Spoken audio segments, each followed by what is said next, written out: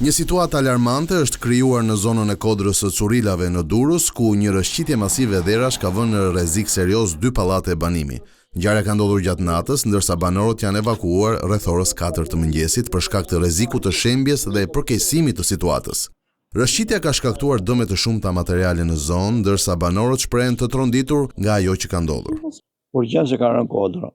Qohemi alarmuar, vi shof të që shifni ju tash. U çu njerëzit, policia filloi të nxjerr edhe ke pallati, edhe këtu mos kishte një imena ndronë gjithë për jashtë. Siç e shifni, kishte ra kodra. Si snodhi, ka shniu vetëm zhurma kur një zhurmë të mërshme. Ne po të ndalë pa ardhë, po erdhi policia faktikisht. Po, ne jam ke makina, se ku do shkojshe në aty, ne jam në katë tretë. Jo, nuk jemi kthyer akoma. Është gati këtu njerë.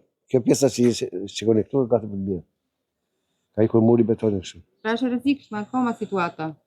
Jashtëmase. Në vendngjarje kanë bërritur menjëherë forcat e policisë, specialistë të emergjencave civile dhe punonjës të ndërmarrjes së shërbimeve komunale, të cilët po monitorojnë zhvillimin e situatës dhe po marrin masat e nevojshme.